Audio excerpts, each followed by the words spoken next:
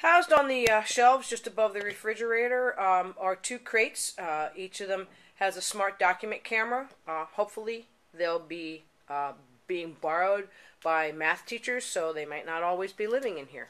I'll give you a quick overview of the smart document cameras and show you kind of what the setup consists of. Okay, smart document camera comes with a nice dust cover. And when it's packaged, it's basically turned away. You can see that as a background. It's turned away and sort of collapsed in on itself. You're not supposed to carry it by its handle. Okay, that's not a strong point. You carry it by its base. Basically, you're going to rotate this 180 degrees. It also can lean up and down, doesn't need to. Okay. You're going to put the arm out. Okay, the arm goes from being folded under to like this. The stage fits in this direction. If you're not sure, take a look at the manual. The stage butts up against it in this way. Okay. Let me give you a close-up of some of the buttons here. Okay, you've got buttons. You've got a power button. You've got a button for using it to take a snapshot of whatever is on the stage. There's a menu button. You can use it as a camera. You can connect it to the PC. You can change the brightness. On the end of the stalk here, there we go. End of the stalk here is a button you can use to zoom up and down. You can actually turn an extra light on and off if you need to illuminate the stage. Okay, so basically, whatever you put on this stage will show up right side up on your smartboard.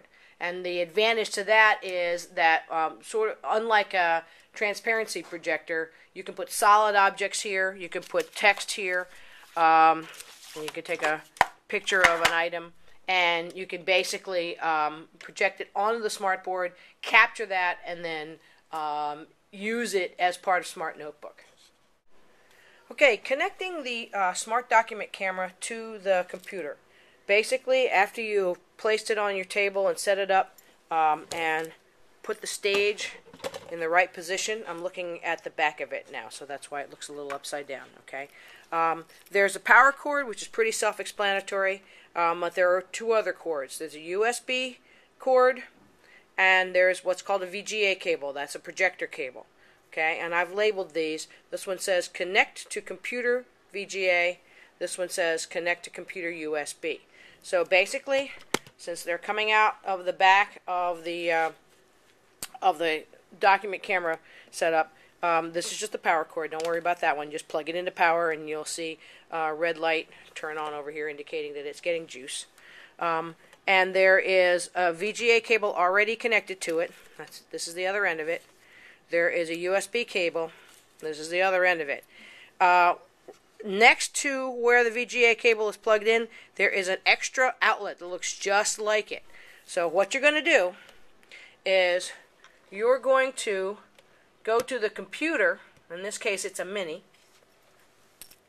and you are going to make the document camera part of the loop. There's two ways to do that. There's two things that need to be done. One is the projector cord that's going into the Mini needs to be unplugged and replaced with the document camera cord. Figure out which way it goes, right side up, upside down. Screw it in to secure it. You're going to take the cord that came out of the computer and plug it in side by side to the camera. That basically means, sometimes you have to flip it over. That basically means that you have made a complete loop. The projector up top, the computer, and the document camera are all in the same loop. And what will happen is the screen will blink a couple of times, and then you should see your normal screen. That's the USB cable. That needs to go into the back of the computer somewhere, wherever USB goes. Now they're really fully connected.